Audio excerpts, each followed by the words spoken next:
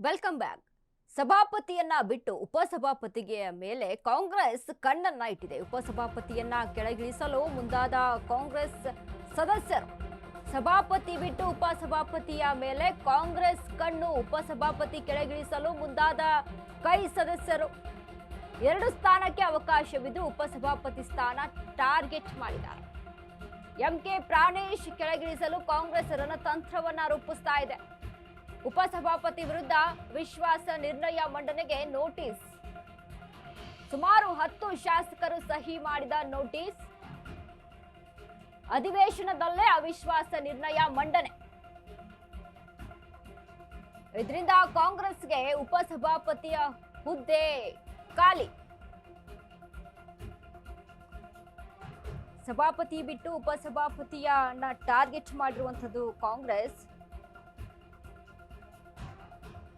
ಕಾಂಗ್ರೆಸ್ನ ಕೆಲವು ಯೋಜನೆಗಳ ಬಗ್ಗೆ ನಿಜಕ್ಕೂ ಕೂಡ ಯಾವ ರೀತಿಯಾದಂಥ ನಿರ್ಣಯವನ್ನ ತೆಗೆದುಕೊಳ್ತಾ ಇದೆ ಕಾಂಗ್ರೆಸ್ ಅನ್ನುವಂಥದ್ದನ್ನ ತುಂಬಾ ಗಮನಿಸಬೇಕಾಗುತ್ತೆ. ಕಾಂಗ್ರೆಸ್ಗೆ ಹಾಸಿ ಹೊತ್ಕೊಳ್ಳೋ ಅಷ್ಟು ಸಮಸ್ಯೆಗಳು ಎಲ್ಲಿ ನೋಡಿದ್ರು ಸಹಿತ, ಬಟ್ ಮಾಡಬೇಕಾದಂತ ಕೆಲಸಗಳನ್ನ ಬಿಟ್ಟು ಮಾಡಬಾರ್ದಕ್ಕೆ ಜಾಸ್ತಿ ಇವರು ಒತ್ತನ್ನ ಕೊಡುವಂಥದ್ದು. ಈಗ ನೋಡಿ, ಸಭಾಪತಿಯನ್ನ ಬಿಟ್ಟು ಉಪಸಭಾಪತಿಯನ್ನ ಅಲ್ಲಿ ಕೆಳಗಿಳಿಸೋದಕ್ಕೆ ಪ್ಲಾನ್. 2 ಸ್ಥಾನಕ್ಕೆ ಅವಕಾಶವಿದ್ರೂ ಸಹಿತ ಉಪಸಭಾಪತಿಯ ಸ್ಥಾನವನ್ನ ಟಾರ್ಗೆಟ್ ಮಾಡಿದ್ದಾರೆ. ಕೆ ಪ್ರಾಣೇಶ್ ಅನ್ನ ಕೆಳಗಿಳಿಸಲು ಕಾಂಗ್ರೆಸ್ ರಣತಂತ್ರ. ಸುಮಾರು 10 ಶಾಸಕರು ಸಹಿ ಮಾಡಿದ ನೋಟಿಸ್. ಅಧಿವೇಶನದಲ್ಲೇ ಅವಿಶ್ವಾಸ ನಿರ್ಣಯವನ್ನ ಮಂಡನೆ ಮಾಡಿದ್ದಾರೆ. ಇದರಿಂದ ಕಾಂಗ್ರೆಸ್ಗೆ ಉಪಸಭಾಪತಿಯ ಹುದ್ದೆ ಖಾಲಿ. ಈಗ ಸದ್ಯಕ್ಕೆ ವಿಧಾನ ಪರಿಷತ್ನಲ್ಲಿ ಸಭಾಪತಿ ಬಸವರಾಜ ಹೊರಟ್ಟಿ ಅವರನ್ನ ಅದೇ ಹುದ್ದೆಯಲ್ಲಿ ಮುಂದುವರಿಸಿ ಉಪಸಭಾಪತಿ ಎಂಕೆ ಪ್ರಾಣೇಶ್ ಅವರನ್ನ ಪದಚ್ಯುತಿಗೊಳಿಸಲು ಕಾಂಗ್ರೆಸ್ ಕಾರ್ಯತಂತ್ರವನ್ನ ರೂಪಿಸಿರುವಂತದ್ದು.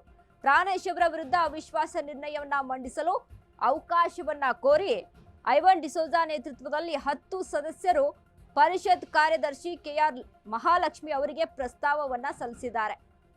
ಮಾರ್ಚ್ 6ರಂದು ಆರಂಭವಾಗುವ ಬಜೆಟ್ ಅಧಿವೇಶನದಲ್ಲೇ ನೂತನ ಉಪಸಭಾಪತಿಯ ಆಯ್ಕೆ ಮಾಡಲು ಇದೀಗ ಸಿದ್ಧತೆಯನ್ನ ಮಾಡಿಕೊಂಡಿರುವಂತದ್ದು. ಬಸವರಾಜ ಹೊರಟ್ಟಿ ಅವರನ್ನ ಹೊರತುಪಡಿಸಿ ಬಿಜೆಪಿ 29 ಸದಸ್ಯ ಬಲವನ್ನ ಹೊಂದಿದೆ. ಬಿಜೆಪಿ ಮೈತ್ರಿಕೂಟದ ಜೆಡಿಎಸ್ನ 7 ಸದಸ್ಯರಿರುವಂತದ್ದು. ಈ ಬಗ್ಗೆ ಹೆಚ್ಚಿನ ಮಾಹಿತಿಯನ್ನ ಕೊಡ್ತಾರೆ ನಮ್ಮ ಪ್ರತಿನಿಧಿ ದೀಪಾ. ದೀಪಾ, ಇದೀಗ ಒಂದಲ್ಲಿ ಗಮನಿಸಬೇಕಾದಂತ ವಿಚಾರ, ಅಲ್ಲಿ ಸಭಾಪತಿ ಇದ್ರೂ ಸಹಿತ ಬಸವರಾಜ ಹೊರಟ್ಟಿ ಅವರನ್ನ ಅಲ್ಲಿ ಹೊರತುಪಡಿಸಿ ಉಪಸಭಾಪತಿಯ ಸ್ಥಾನದ ಮೇಲೆ ಟಾರ್ಗೆಟ್ ಅನ್ನ ಮಾಡಿದೆ ಕಾಂಗ್ರೆಸ್. ಏನೆಲ್ಲ ಅಪ್ಡೇಟ್ಸ್ ಇದೆ ದೀಪಾ ಈ ಬಗ್ಗೆ?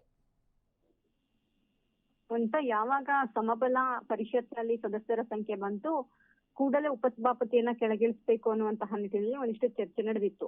ಬೆಳಗಾವಿಯಲ್ಲಿ ನಡೆದಂತಹ ಅಧಿವೇಶನದಲ್ಲಿ ಈ ಚರ್ಚೆ ಬಂದಿದ್ರು ಕೂಡ ಅದಕ್ಕೆ ಸರ್ಕಾರ ಅಂದ್ರೆ ಸಿದ್ದರಾಮಯ್ಯ, ಡಿಸಿಎಂ ಡಿಕೆ ಶಿವಕುಮಾರ್ ಮುಂದಾಗಿರ್ಲಿಲ್ಲ. ಆದ್ರೆ ಇದೀಗ ಸರ್ಕಾರದ ಒಂದು ಒಪ್ಪಂದದ ಅಂದ್ರೆ ಅವರು ಹೇಳಿದ ಮೇಲೆ, ಸಿಎಂ ಮತ್ತೆ ಡಿಸಿಎಂ ಹೇಳಿದ ಮೇಲೆ ಇದೀಗ ಸಭಾಪತಿ ಅವರಿಗೆ ಒಂದು ನೋಟಿಸ್ ಅನ್ನ ನೀಡಲಾಗಿದೆ. 10 ಜನ ಸಹಿ ಅಂದ್ರೆ ಪರಿಷತ್ನ ಸದಸ್ಯರು ಸಹಿ ಮಾಡಿದಂತಹ ಅವಿಶ್ವಾಸ ನಿರ್ಣಯ ಮಂಡಳಿಯ ನೋಟಿಸ್ ಅನ್ನ ಕೊಡಲಾಗಿದೆ. ಬಹುತೇಕವಾಗಿ ಏನು ಬಜೆಟ್ ಅಧಿವೇಶನ ಇದೆ ಆ ಅಧಿವೇಶನದಲ್ಲಿಯೇ ಅವಿಶ್ವಾಸ ನಿರ್ಣಯ ಕೂಡ ಮಂಡನೆ ಆಗುತ್ತೆ. ಆದ್ರೆ ಯಾರು ಉಪಸಭಾಪತಿ ಅನ್ನುವಂತಹದ್ದು ಇನ್ನೂ ಫೈನಲ್ ಆಗಿಲ್ಲ. ಆ ಸ್ಥಾನಕ್ಕೆ 10 ಹೆಸರುಗಳು ಕೇಳಿ ಬರ್ತಾ ಇದೆ. ಆದ್ರೆ ಯಾರು ಆಗ್ತಾರೆ ಅನ್ನುವಂತಹದ್ದು ಕೂಡ ಮುಖ್ಯವಾಗುತ್ತೆ. ಯಾಕಂದ್ರೆ ಅನುಭವದ ಜೊತೆಗೆ ಯಾರಿಗೆ ಕೊಟ್ರೆ ಉತ್ತಮ, ಅಥವಾ ಅಲ್ಲಿಯೂ ಕೂಡ ಜಾತಿ ಅನ್ನುವಂತಹದ್ದು ಬರ್ಬೋದು. ಈಗ ಯಾಕಂದ್ರೆ ಸಭಾಪತಿಯವರ ಸ್ಥಾನಕ್ಕೆ ಸದ್ಯಕ್ಕೆ ಕೈ ಹಾಕುವಂತಹ ಮಟ್ಟಕ್ಕೆ ಕಾಂಗ್ರೆಸ್ ನಾಯಕರುಗಳು ಹೋಗಲ್ಲ. ಯಾಕಂದ್ರೆ ಸಭಾಪತಿ ಹೊರಟ್ಟಿಯವರು ಕಾಂಗ್ರೆಸ್ ಫೇವರ್ ಆಗಿಯೇ ಅಲ್ಲಿ ಒಂದಿಷ್ಟು ಬಿಲ್ಗಳು ಪಾಸ್ ಸೇರಿದಂತೆ ಅನೇಕ ಇದನ್ನ ಮಾಡ್ತಿದ್ದಾರೆ ಅನ್ನುವಂತಹದ್ದು ಕಾಂಗ್ರೆಸ್ ವಲಯದಲ್ಲಿ ಆಗ್ತಾ ಇರುವಂತಹ ಚರ್ಚೆ. ಹಾಗಾಗಿ ಸದ್ಯಕ್ಕೆ ಅವರನ್ನ ಬದಲಾಯಿಸುವಂತಹ ಯಾವುದೇ ಪ್ರಮೇಯವೂ ಕೂಡ ಕಾಂಗ್ರೆಸ್ ನಾಯಕರಿಗೆ ಇಲ್ಲ. ಆದ್ರೆ ಉಪಸಭಾಪತಿಗೆ ಯಾರಿಗೆ ಕೊಡ್ತಾರೆ ಅನ್ನೋದ್ರ ಜೊತೆಗೆ ಜಾತಿವಾರು ಕೂಡ ಲೆಕ್ಕಾಚಾರ ಮಾಡ್ಬೇಕಾಗುತ್ತೆ. ಹಾಗಾಗಿ ಬಹುತೇಕವಾಗಿ ಈ ಅಧಿವೇಶನದಲ್ಲಿ ಅದು ಕೂಡ ಫೈನಲ್ ಆಗುವಂತಹ ಸಾಧ್ಯತೆಗಳಿದೆ. ವನಿತಾ, ಥ್ಯಾಂಕ್ ಯು ದೀಪಾ ನಿಮ್ಮೆಲ್ಲ ಮಾಹಿತಿಗೆ.